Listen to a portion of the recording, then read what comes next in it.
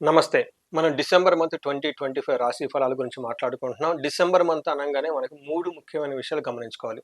First ఈ month వచ్చేటప్పటికి మనకి టోటల్ ఇయర్ 2025లో లాస్ట్ మంత్ అని మనం అనుకోవాలి. ఈ టైంలో జనరల్‌గా మనం అంతర్మథనం ఒకసారి మనమంతా మనం ఫీడ్‌బ్యాక్ తీసుకోవాలి. ఇంట్రోస్పెక్షన్ చేసుకోవాలి. మనం ఈ సంవత్సరం ఎలా ఉంది? అంతకుముందు సంవత్సరం ఎలా ఉంది? అంతకుముందు సంవత్సరంతో ఎలా ఉంది అనేది.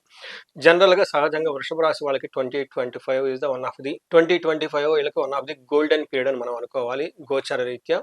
చాలామంది నాకు తెలిసిన వాళ్ళకి కూడాను ఈ టైం చాలామందికి పెళ్ళిళ్ళు అవ్వటం అయితేనేమండి, అప్పటిదాకా లవ్‌లో ఉండి పెళ్లి చేసుకున్న వాళ్ళు, ప్రమోషన్ రావటం, డబుల్ ప్రమోషన్ రావటం వచ్చిన వాళ్ళు చాలామంది ఉన్నారు.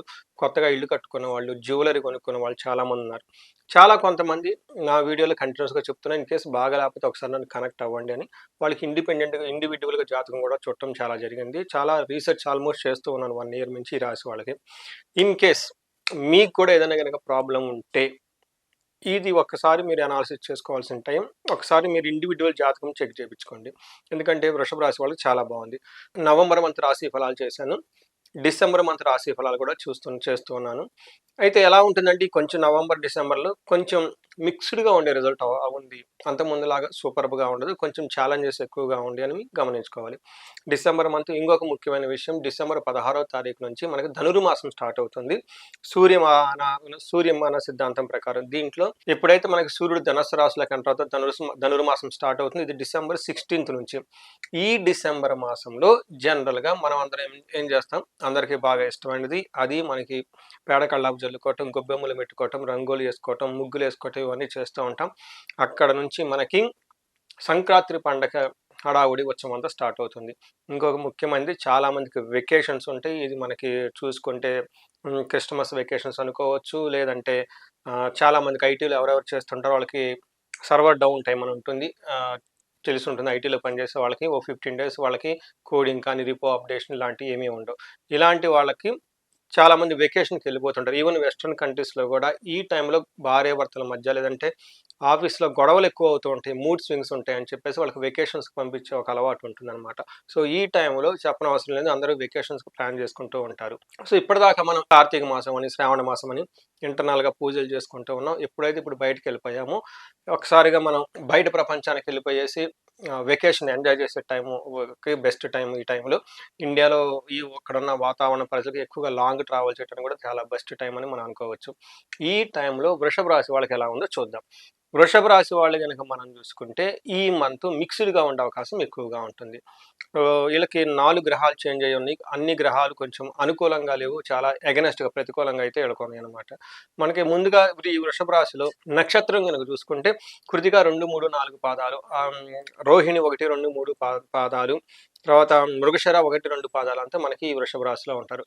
పేరు బలం గనక మనకు చూసుకుంటే వీళ్ళకి ఈ, ఊ, ఏ, ఓ, వా, వి, వు, వే, ఓ అన్న అక్షరాలంతా కూడాను మనకి ఈ వృషభ రాశిలో ఉంటారు. మీరు గ్రహస్థితి కనుక చూసుకుంటే 4 గ్రహాలు మారుతున్నాయి. అందులో సూర్యుడు, బుధుడు, శుక్రుడు, కుజుడు. వీళ్ళకి ఫస్ట్ బుధుడు, కుజుడు 6, 7 తారీఖులో, సూర్యుడు 16వ తారీఖు మారుతూ ఉన్నారు. ధనుర్మాసం స్టార్ట్ అవుతుంది. ఇందులో గ్రహం మనకి ఏం చెప్తారంటే మహర్షులు లఘు గోచారము, సూక్ష్మ గోచారం అన్న కాన్సెప్ట్ చెప్తూ ఉంటారు. ఈ లఘు గోచారం, సూక్ష్మ గోచారం ప్రకారం వార్తల్లో సమరీ లాగా మనకి చాలా సింపుల్గా 2 ముక్కలు మహర్షులు చెప్తారు సంస్కృతంలో. ఈ టైంలో వీళ్ళకి పీడ, మృత్యం, విరోధం, యువత జన బాధ అని చెప్తారు. అన్ని నెగిటివ్గానే ఉన్నాయి. ఒకటి పీడం అంటే శారీరకంగా హెల్త్ పీడించబడే విధంగా ఉంటుంది. మృతం ఇప్పటిదాకా కనుక ఏదైనా పని చేస్తుంటే ఆ పని ఇప్పటిదాకా ఆగిపోయే ఉంటుంది. విరోధం ఏదైనా పని చేస్తుంటే మీకు అపోజిషన్ కలిసి రాకుండా ఉండే అవకాశం ఎక్కువగా ఉంటుంది. లాస్ట్‌లీ యువత జన బాధ అంటే ఈ టైంలో లేడీస్ అయితే జెంట్స్ అయితే లేడీస్ ద్వారా, యంగ్ పీపుల్ ద్వారా మీకు ఇబ్బందులు వచ్చే అవకాశం ఉంటుంది. సో, ఈ ప్రకారంగా మీరు చూసుకుంటే ఏ ప్రకారంగా చూసుకున్నా కొంచెం ఎగనెస్ట్‌గా ఉంది. అందులోనూ గురు గ్రహం కూడాను మీకు ఈ డిసెంబర్ 5th వరకు అంత అనుకూలంగా ఉండదు. ఆ తర్వాత అయితే చక్కగా ఉంటుంది. సో, ఇందులో మనకి ఏం చెప్తారంటే ఈ మంత్ ఛాలెంజెస్‌లో ఫస్ట్ సూర్యుడు 8th హౌస్‌లో ఉండటం ఇది మంచిది కాదు అని చెప్తారు. ఎలా మంచిది కాదంటే దుర్దోష, శత్రు సంవాదో గమన వ్యధ, దుఃఖ వార్తాశ్రుతం చైవ అష్టమస్తే భవేద్ రవి అని మనకి సంస్కృతంలో చెప్తారు. అంటే ఈ టైంలో దుర్దోష మీకు ఇంట్యూషన్ సరిగా ఉండదు.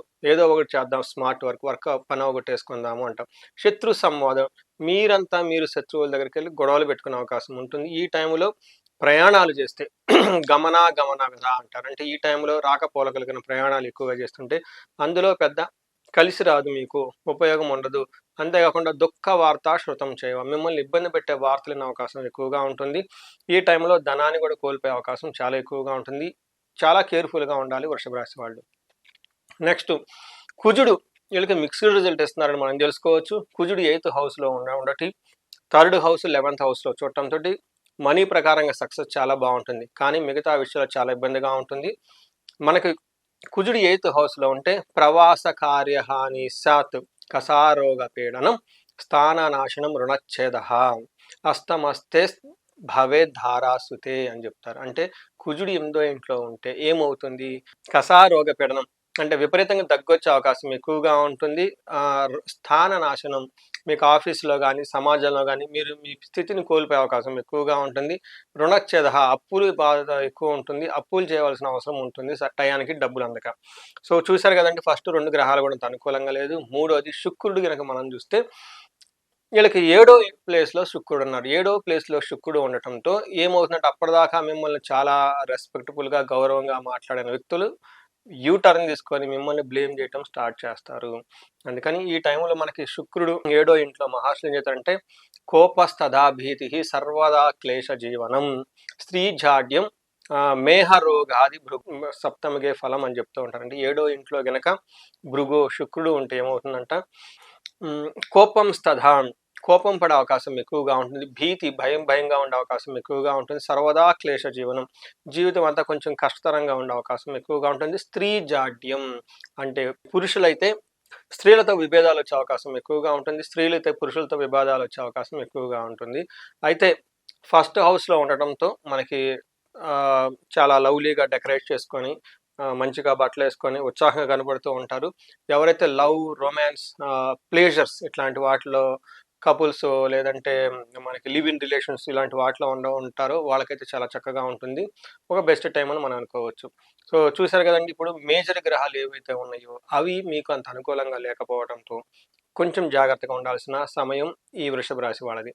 నెక్స్ట్ మనకి అంగగోచారం అనే ఒక కాన్సెప్ట్ మహర్షులు ఇస్తూ ఉంటారండి. ఈ అంగగోచారం ప్రకారం నక్షత్రం వారికి కూడా మనం ఎలా ఉంటుందో తెలుసుకోవచ్చు. ఇందులో 3 నక్షత్రాలు మనం చెప్పుకున్నాం, కృతిక, రోహిణి, మృగశిర.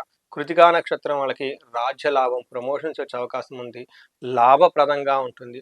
అయితే హెల్త్ కాంప్లికేషన్స్ ఉంటుంది, దరిద్రము, ఫైనాన్షియల్గా స్ట్రగుల్ అయ్యే అవకాశం ఉంటుంది. నెక్స్ట్ రోహిణి నక్షత్రం వాళ్ళకి రాజ్యలాభము, లాభము పాజిటివ్గా చూస్తుంటే రోగము, ధనహీనత, దరిద్రము అంటే ఫైనాన్షియల్ క్రైసిస్ ఎక్కువగా ఉండే అవకాశం ఎక్కువగా ఉంటుంది. బట్ ఓవరాల్గా ప్రమోషన్స్ వచ్చే అవకాశం ఉంటుంది ఈ రాశి వాళ్ళకి. నెక్స్ట్ మృగశిర నక్షత్రం వాళ్ళకి రాజ్యలాభము, ధనహీనత, దరిద్రము, రోగము చూపిస్తుంది. కొంచెం బంధించబడినట్లుండే అవకాశం ఎక్కువగా ఉంటుంది. ఒక రకంగా చూసుకుంటే మృగశిర నక్షత్రం వాళ్ళకి చాలా ఛాలెంజింగ్గా ఉంటుంది, మనం గమనించుకోవాలి.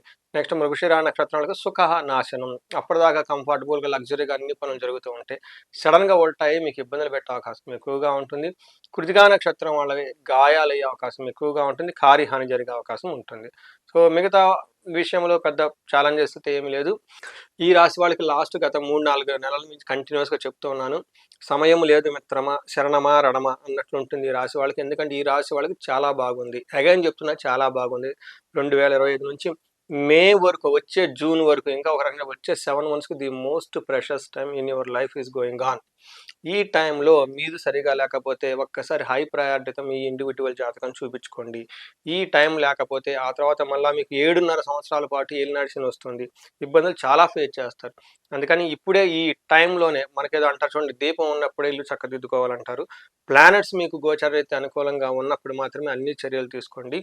ఎవరికైనా టఫ్నెస్గా ఫేస్ చేస్తుంటే ఒక్కసారి స్క్రీన్ మీద కనిపిస్తున్న నెంబర్ ద్వారా నన్ను కనెక్ట్ అవ్వండి, జాతకం చూపించుకోండి. నేను చాలామంది ఎన్ఆర్ఐలకు హెల్ప్ చేస్తూ ఉంటాను.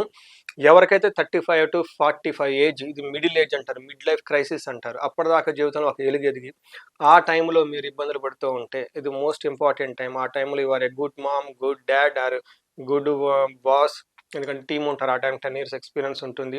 అలానే గుడ్ సన్ పేరెంట్స్ ఉంటారు, అలానే గుడ్ సొసైటీలో ఉండవలసిన ఒక ప్రెషస్, ఒక ఇంపార్టెంట్ పొజిషన్లో ఉంటారు. ఈ టైంలో చాలా బ్యాలెన్స్డ్గా వెళ్ళాల్సిన టైం. ఎవరైనా కనుక స్ట్రక్ అయినట్టు ఫీలింగ్ ఉంటే ఒక్కసారి కనెక్ట్ అవ్వండి. చాలా మందికి లాస్ట్ కపుల్ ఆఫ్ మంత్స్ నుంచి హెల్ప్ చేస్తూ ఉన్నాను. చాలా రీసెర్చ్ చేస్తున్నాను.